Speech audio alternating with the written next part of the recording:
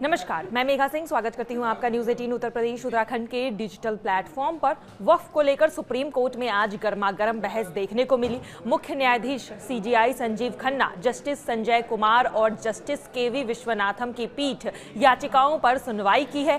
ये बहस कल भी जारी रहेगी। हम आपको बता दें कि कैसे कोर्ट में वक्फ कानून के खिलाफ केस लड़ रहे कपिल सिब्बल ने कानून के खिलाफ जोरदार तर्क दिया है। आपको बता दें कि सुनवाई की शुरुआत में कपिल सिब्बल ने अनुच्छेद 26 का हवाला देते हुए कहा है कि वक्फ कानून मुस्लिम उत्तराधिकारियों का उल्लंघन कर रही है और धार्मिक मामलों में ये दखल दे रही है। सिब्बल ने आगे कहा है कि संसदीय कानून के जरिए ये जो कुछ भी हो रहा है, जो कुछ भी करने की कोशिश की जा रही है, वह एक धर्म के आवश्यक और अभिन्न अंग में हस्तक्षेप करना है। आपको बता दें कि अधिनियम में कई प्रावधान अनुच्छेद 26 का उल्लंघन करते हैं। इस्लाम में उत्तराधिकारी मृत्यु के बाद मिलता है और वो इससे पहले ही हस्तक्षेप कर रहे हैं। कानून लागू होने के बाद जिन संपत्तियों की वक्फ के तौर पर पहचान हुई है, उन्हें वक्फ नहीं माना जाएगा। सिब्बल की दलीलों पर जज ने कहा है कि सरकार ने हिंदुओं के मामले में भी कानून बनाए हैं, इसी तरह संसद ने मुस्लिमों के लिए भी कानून बनाया है। अनुच्छेद 26 धर्मनिरपेक्ष है और सभी समुदायों पर लागू होता है। इसके बाद सिब्बल ने कहा है कि केवल मुस्लिम ही बोर्ड का हिस्सा हो सकते थे, अब हिंदू भी इसका हिस्सा होंगे। ये अधिकारों का हनन है। कानून लागू होने के बाद बिना वक्फ डीड के कोई वक्फ नहीं बनाया जा सकता है। कपिल सिब्बल ने सवाल उठाया कि राज्य सरकार में कोई ये बताने वाला कौन होता है कि इस्लाम धर्म में विरासत किसके पास जाएगी। सरकार संपत्ति की पहचान करके घोषित करेगी और ये वक्फ है या नहीं, ऐसा कैसे हो सकता है।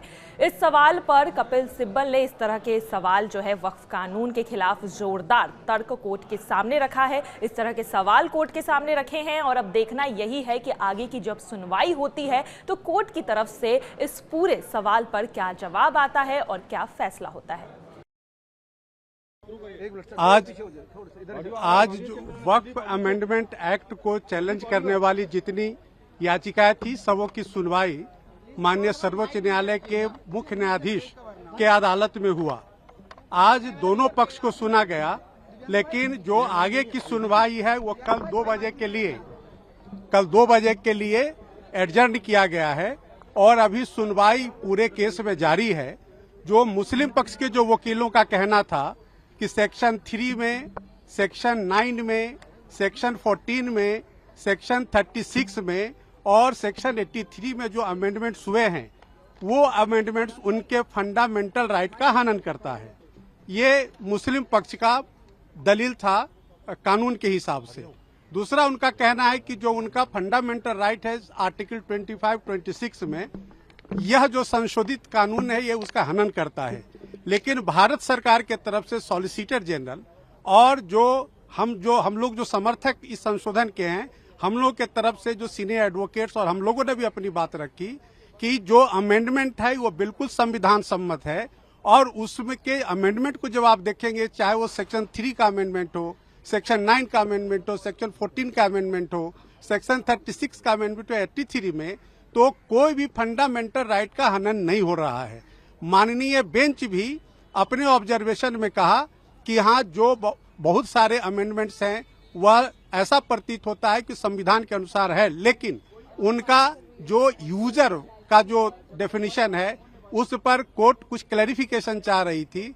साथ ही साथ कोर्ट का कहना था कि जो काउंसिल के कॉन्स्टिट्यूशन में जो मेंबर्स हैं उसमें हिंदू मेंबर्स को लेकर के कोर्ट क्लैरिफिकेशन चाह रही है। इन 2 मुद्दों पर कल सॉलिसिटर जनरल साहब से और जो हिंदू पक्ष के जो तमाम हम वकील हैं, हम लोगों से उस पर असिस्टेंस मांगा है, क्लैरिफिकेशन मांगा है।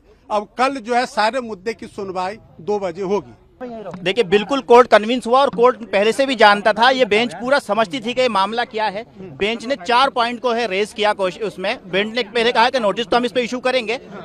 जो सॉलिसिटर जनरल है उसको कहा कि हम आपको नोटिस इशू करते हैं, ठीक है, नोटिस इशू करेंगे हम, लेकिन हम इसके ऊपर ये कोई पार्लियामेंट एक्ट बनाती है तो उसके ऊपर स्टे नहीं लगाते हैं। लेकिन ये एक्सेप्शनल केस है, ये केस एक एक्सेप्शनल केस है जिसके लिए हम इस पे इंटरिम स्टे देंगे, हम इस पे इंटरिम रिलीफ देंगे। इंटरिम रिलीफ जो है कोर्ट ने ये कहा कि हम अभी डिक्टेट करा रहे हैं इंटरिम ऑर्डर, उसमें उन्होंने हमें क्या क्या रिलीफ दिया। पहला रिलीफ दिया कि एक्स ऑफिशियो को छोड़ करके बाकी जो भी मेंबर होंगे वो सब मुस्लिम होंगे, ये हम लगाते हैं। दूसरी चीज, जो कलेक्टर अगर जा करके सर्वे करता है तो वो कलेक्टर जाके सर्वे करने से पहले कोई उसका नेचर नहीं चेंज कर सकता, और करने से पहले हमारे यहाँ एप्लीकेशन लगाएगा इस कोर्ट में आके।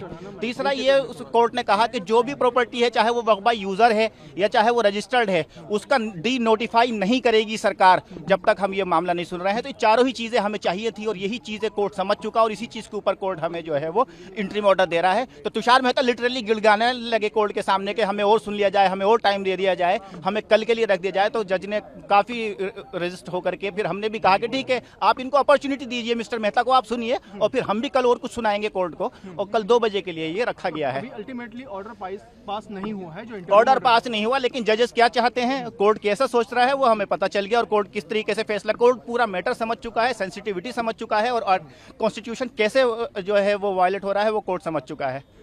अच्छा, नोटिस इशू किया गया है, कुछ इस तरीके की बात सामने आई है या कुछ एफिडेविट वगैरह फाइल करने को कहा गया है? नहीं, अभी क्या है, कल डिसाइड कोर्ट ने कहा कि अब मिस्टर मेहता हम आप नोटिस इशू करेंगे और आप जो है जवाब दे दीजिएगा। तो मेहता ने खुद कहा कि सर आप मुझे इशू कर दीजिए, हम 15 दिन में इसको सुन के 15 दिन के अंदर हम एफिडेविट ले आएंगे, डे टू डे आप इसको सुन लीजिए, आप स्टे मत लगाइए।